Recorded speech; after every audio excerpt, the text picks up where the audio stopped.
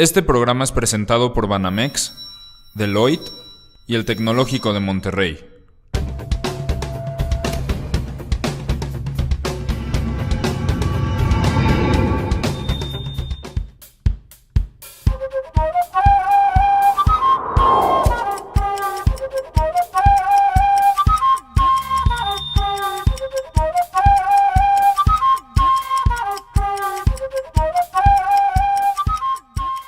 El mayor reto que enfrentan el día de hoy las empresas en términos de talento, podría pensarse que es la atracción del talento, pero en realidad es el desarrollo del talento.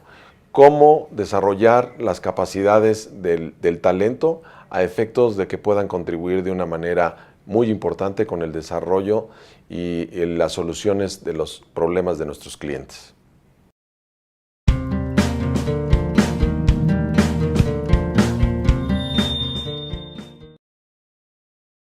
Escaparate a las mejores empresas mexicanas.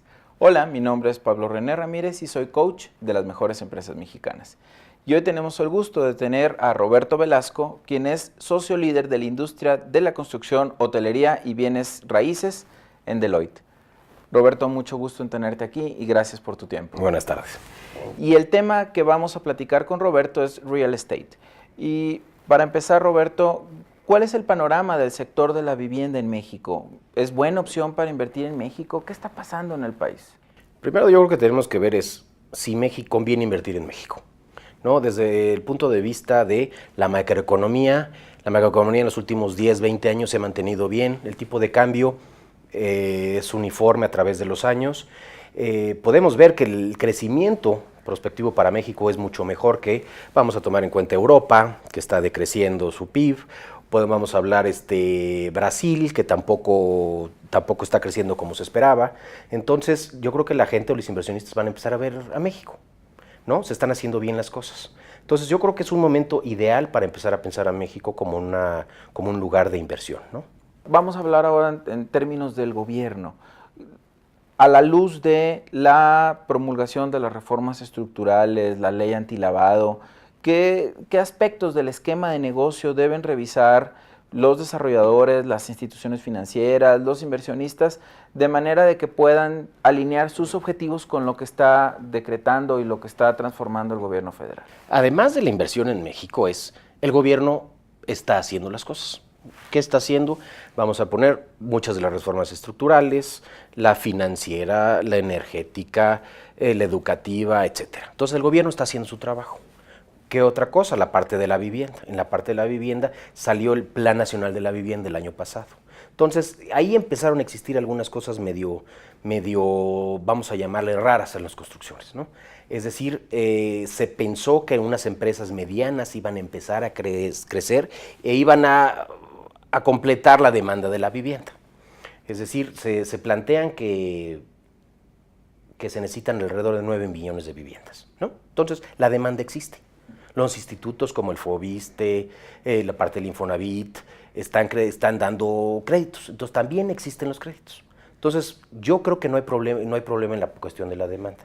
Sin embargo, yo creo que las vivienderas se deben de poner las pilas y empezar a producir. ¿Qué problemas hay? Pues el financiamiento, ¿no? Entonces, no ha existido financiamiento, pero según los inversionistas comentan que ellos quieren invertir, ¿no? Entonces, yo creo que es algunas cuestiones positivas. El gobierno ha hecho también otras cosas. Viene la reforma energética. ¿Cómo va a pegar en la industria de bienes raíces? De manera dramática. ¿Por qué? Pues, imagínate, las costas van a existir más hoteles, van a existir más vivienda, van a existir más oficinas, etcétera, y todo por esta misma reforma, ¿no? Viene la reforma financiera. La reforma financiera, pues, viene para facilitar los créditos. Entonces también empieza a apoyar. Entonces todas las reformas parece que se están entrelazando para permitir el desarrollo de los bienes inmuebles, ¿no? Entonces el crecimiento yo creo que es positivo. Sin embargo, hay un par de reformas que sí me preocupan. Una, la de la ley antilavado. Nadie se ha puesto a pensar las repercusiones que tiene la ley antilavado y realmente son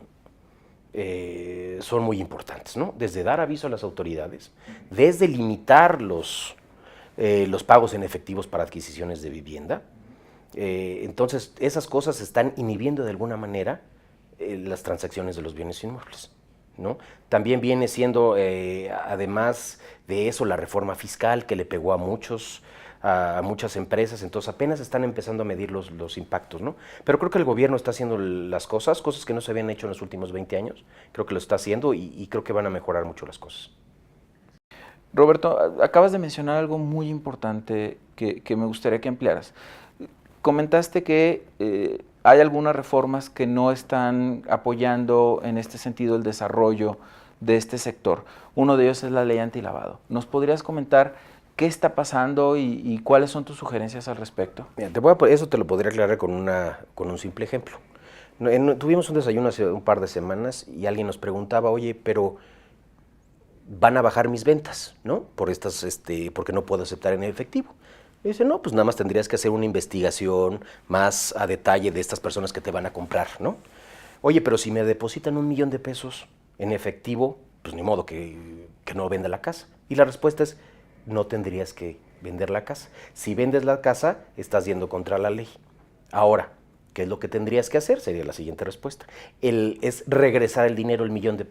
Ah, bueno, entonces decían, yo hago un cheque y regreso el dinero. La respuesta tampoco es esa, es regresar el dinero de la misma forma que te lo dieron. Si te dieron $1 millón o te depositaron $1 millón en efectivo, tienes que regresar ese $1 millón en efectivo.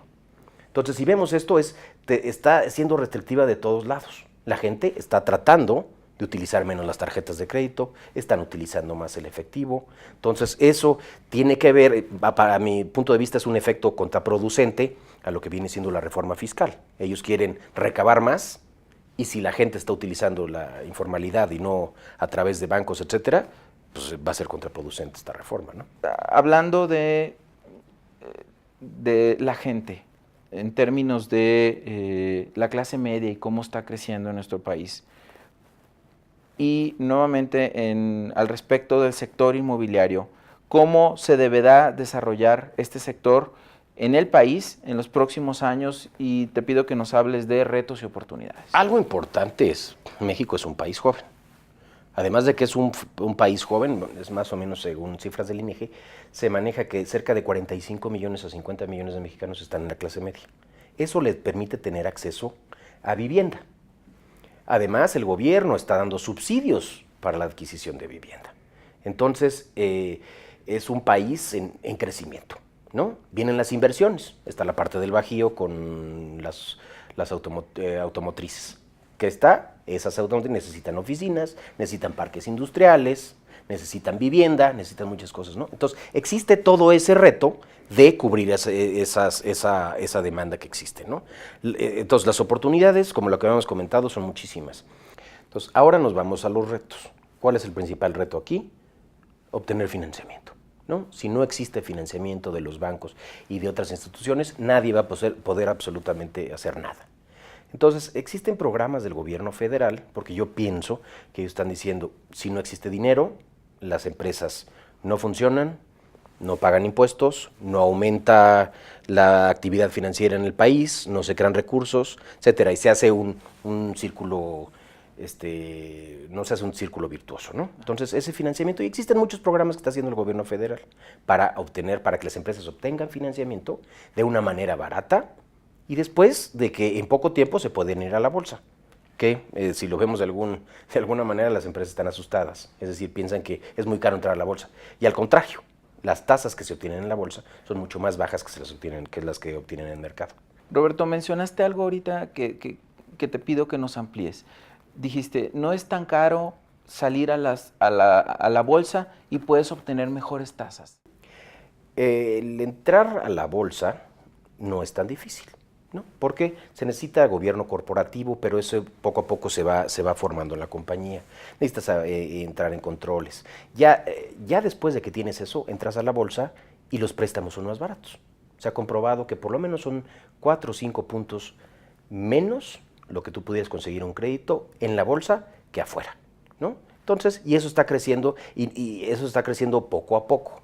El gobierno federal y la bolsa están haciendo algunos programas. ¿Para qué? Para que la gente, y es más, están prestando, para que la gente cree su gobierno corporativo, cree o haga un sistema de control interno y entre en 2 o 3 años a la bolsa. Entonces existe hasta financiamiento también para entrar a la bolsa, ¿no?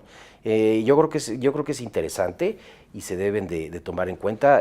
Por ejemplo, ahorita Nafinsa tiene un programa llamado Midas, más o menos dirigido a las empresas arriba de 100 millones de pesos que han tenido en los últimos 2 años utilidades y tienen algunas otras características, en las cuales les presta o les otorga préstamos a tasas preferenciales. El único requisito es que en 3 o 4 años entren a la bolsa. Entonces suena bastante bien. Y hablando de la bolsa, no estoy hablando todavía de acciones, eso sería un proceso más complicado, pero nada más emisión de deuda. Entonces eso puede ayudar mucho a las empresas. Roberto, hemos tenido una entrevista con temas muy interesantes. Yo quisiera pedirte para finalizar tu participación que nos ayudes recapitulando los puntos más importantes de lo que hayamos cumplido. Lo podré dividir en, primero, ¿conviene invertir en México? Parece que es evidente que sí, por las cuestiones del tipo de cambio, la macroeconomía, las tasas de interés, etcétera, la cantidad de fuerza laboral que existe, entonces conviene estar en México. ¿Ha hecho algo el gobierno federal? Sí, ha hecho reformas estructurales. Todavía faltan algunas leyes secundarias, pero está haciendo lo que le toca. Entonces, yo creo que eso está facilitando o va a facilitar en poco tiempo en que empiece el crecimiento de México, ¿no? Existen algunas cuestiones negativas, como podemos ser la restricción de la ley antilavado, que sí se tenía que hacer, sin embargo, desde mi punto de vista es algo restrictiva. Y si nos vamos todavía a más, ¿cuáles son los retos y las oportunidades?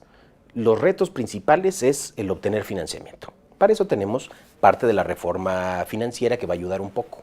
Pero si tomamos en cuenta eso, el financiamiento de los bancos, el financiamiento del gobierno federal, el financiamiento que comentábamos de la bolsa, entonces o de inversionistas, existen muchas fuentes de financiamiento. Entonces, ese sería el principal reto. De las oportunidades, yo creo que nada más es pensar en México, pensar que va a funcionar este país y que ya es momento de echarnos para adelante. Roberto, muchas gracias por tus comentarios tan interesantes y por contribuir a la entrevista en el tema de real estate. Gracias. Hemos tenido el gusto de tener a Roberto Velasco, socio líder de la industria de la construcción, hotelería y bienes raíces en Deloitte. Roberto, nuevamente muchas gracias. Esto es Escaparate, las mejores empresas mexicanas. Mi nombre es Pablo René Ramírez y nos vemos en la siguiente.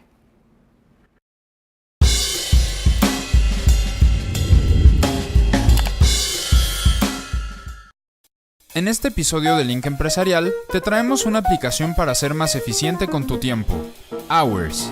Esta aclamada aplicación te permite visualizar en una línea de tiempo las actividades de tu día y el tiempo que asignas a cada una para poder mantener un mejor control de este y hacer de tareas tediosas algo casi entretenido. La aplicación te ayuda a recordar tus tiempos y lo que has hecho, encontrar espacios libres y arreglar y ordenar tus errores de planeación. Cada bloque de tiempo puede editarse y además puedes agregarle notas. También podrás cronometrar tus actividades y agregar notificaciones con temporizadores para que siempre termines todo a tiempo. La aplicación tiene un costo de 129 pesos y está disponible únicamente para iOS. No te la pierdas, te la recomendamos mucho. Nos vemos en un nuevo episodio de Link Empresarial.